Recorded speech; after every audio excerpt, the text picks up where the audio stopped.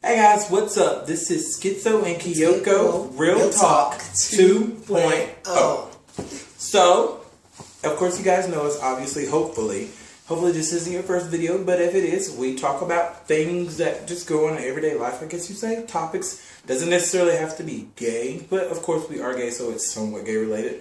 But let's get into it. Always find a way to get to some point of gay level. What's the topic today? Today's topic, my darlings, is online dating and the stigma that is around it. Can you please say that again in English? Because I don't think anyone will understand that. It's online dating and the stigma that is around online dating. Alright, so obviously the world, the way it is nowadays, like online dating is everywhere. Even Facebook, people are meeting up and meeting each other on there. But I think what it is nowadays is there are certain websites that people are on. We're going to keep them nameless because they're not paying us to mention them. But people meet on those sites like that, and then they feel like there's a stigma. Like if you were to go around your family and friends and they'd be like, where'd you guys meet? And you don't want to be like, oh, we met on this website that's kind of meant for hooking up. But it happens. So most people tend to just say they met on Facebook. Or at the mall, or at the like. There's always a story as to why they, how they met, or where they met, but that's avoiding the actual truth. So would that be considered a lie? Technically, yes. I mean, because it's not the truth. So I mean, I've done it about 3 times. Like it's like okay, cool. So you're about to meet my parents. So where did we meet? Or you know what I'm saying? Like, I want to make sure that we get the story straight. Personally, I do it because I feel embarrassed somewhat. But why do you feel embarrassed? Because that I actually met someone that I actually like on the website where I'm supposed to just meet someone and bone them and don't call them again. Okay. I mean, I can see why you would get a little embarrassed because like you don't really want people to know that you're doing these things, but you are an adult, but you don't necessarily have to put people in your business and be like, yeah, we did meet on this website that's meant for meeting each other in some bushes somewhere and getting our freak on. But it happens. So, I mean, I guess that's why people say that. But why is Facebook any different than any of these other websites? Because things go on Facebook. There's groups and communities and everything on Facebook that have the same kind of things as these websites. That's because Facebook is also becoming a very hooking up / dating website. It's not just a social media thing. It's like, I mean, I've been hit up many times on Facebook like, oh, you know, and you too. Like people want to do stuff with you. Yes, I'm calling you out. I know, because you know what I'm saying. They want to do stuff with you, or they want to like date you and stuff. You know, just want to send you like messages and stuff like that. So Facebook is becoming that too, but it's much more believable and much more less stigmatism, I guess you could say, if you be like, oh, this is my girlfriend. We met on Facebook.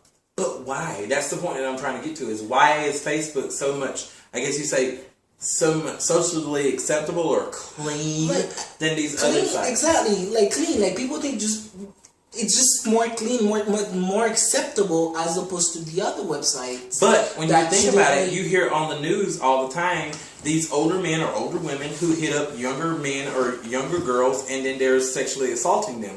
So shouldn't Facebook have the same sort of stigma as these other places, as if someone met on, I don't want to really put names of other places out there, but if people met on these other sites, shouldn't it still be the same thing? No. It's much more different. For example, if we're Facebook friends and I go on your page and I see one of your friends and like I like them or I want to talk to them as to like dating them or whatnot, I feel much more secure because you already know this person. Does that make more sense? But who says that you don't know these people on these other sites? Right. I have made plenty of friends that are now my Facebook friends from meeting them on other sites. Like, I'm not going to say the other sites' names or anything like that, but I have talked to other people on another site, and then there's always that link in the bottom. There's your Facebook link, and you can like each other's Facebook pages and go there, and then your Facebook friends. Oh, really? So what makes that normal? I didn't know about that. Yes, you can do that. Look, I think here's... Like, when you go on someone's Instagram page, it has the Facebook link. You go on someone's Twitter page, it has their Facebook link. Instagram is supposed to be all about pictures, but yet there are vajayjays and penises and buttholes and everything, and now like 10-second long videos of people having sex on Instagram. So shouldn't it be just as bad? Like, where do you guys meet? Oh, I like his picture on Instagram. Shouldn't Instagram have that stigma as well? Like, I mean, doesn't it? It should. Not necessarily. Exactly, which is why I say Facebook should too. But no, it's different. Why not? Because on Instagram, I can't really see your friends.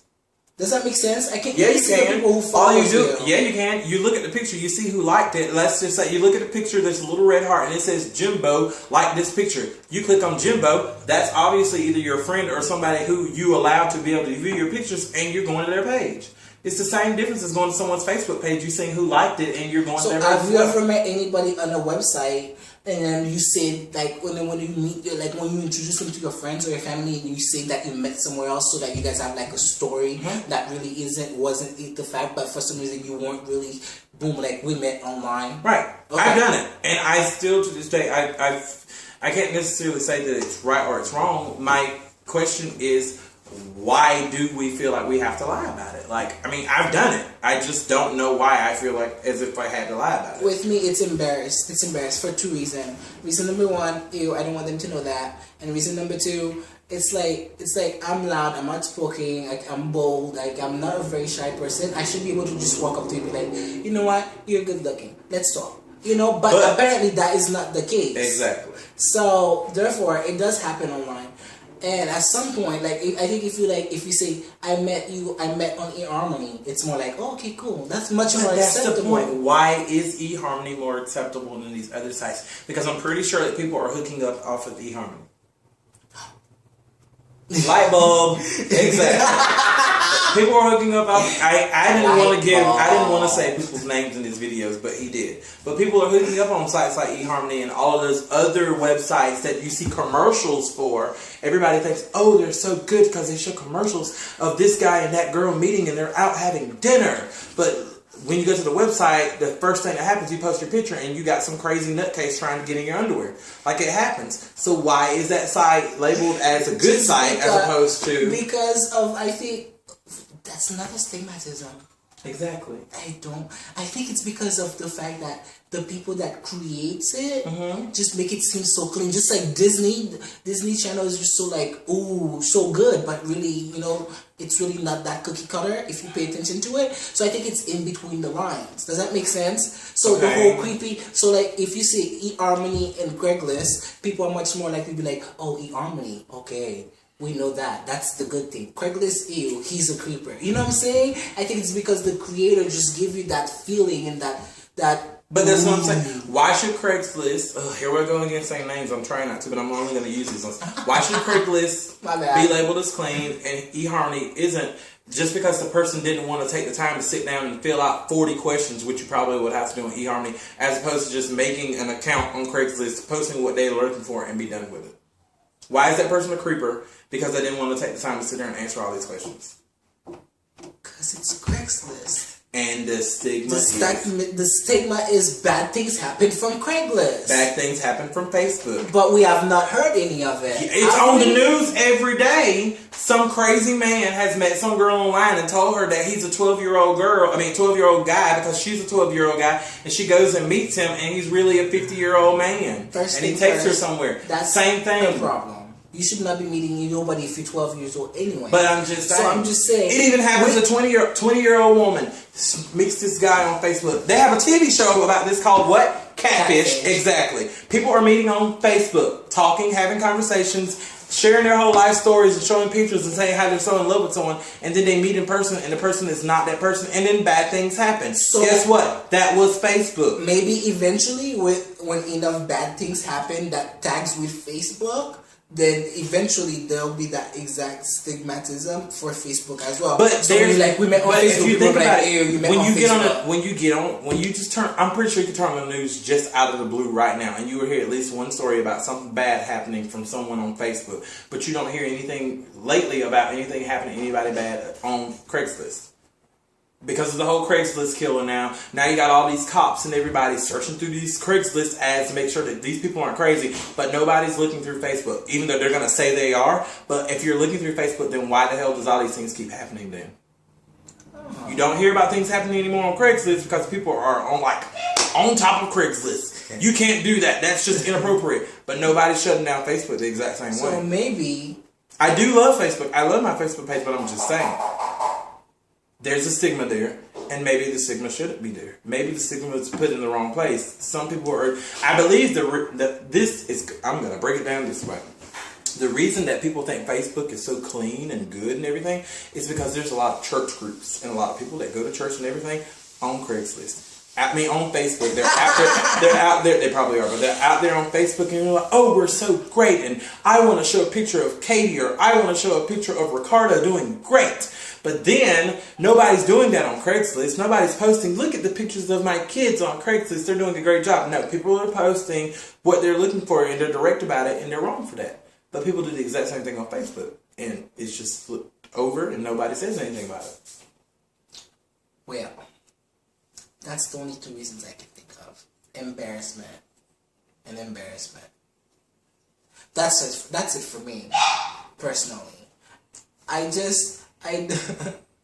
think it's much more relatable that when you're introducing someone that you met online to other people, that you just keep it to a point where you just like, they can relate to it or know about it. Does that make sense? We met at the movies. We met at the park. We met at the fair. You know, it's kind of like, okay, I get it. As opposed to like, oh, we met online. Okay, I don't get it. You know? But no one does that anymore. No one walks through the park and they just look eye to eye and they just meet each other and know they're the right people. It doesn't happen that way anymore. It's mainly happening online these days. But anyway, we have to agree to disagree. I'm pretty sure. We always agree. We agree to disagree. I'm still like in a little blurred about that. But anywho, you are watching. We want you to leave comment at the bottom of the video. Whether it's good or bad, just don't call us out our name and say some crazy stuff because we're gonna delete. Boop-a-doop, you'll be done. And like. We just need opinions, we need point of views, we need your ideas. Share your thoughts on the whole online dating and stigmatism experiences if you've had any. And like we'll totally comment back and everything like that. Give us ideas for more shows. I'm sorry about that. And we'll give you credit if you want, and if you don't, you can remain anonymous. But you can follow me on Facebook.com/Brandon.Victrum. Follow me on Twitter. It's Scooter_Fierce. I mean Skitzo_Fierce. Sorry. Or you can follow me at Scooter or whatever. I'm on Instagram as well, at Scooter as well. Where can they find you? You can find me on Twitter at Prince Kiyoko. I mean Prince_Kiyoko. Instagram Prince Kiyoko89, and Facebook.com/Prince Kiyoko. Right. But in the end of the day, all we want you guys to do is be you, be cute, be fierce, and always be real. That's all we're looking for. Just be real, just like us. But again, we can't leave without the song of the day. The song of the day today is NSYNC. Bye, bye, bye. Love you guys. Bye.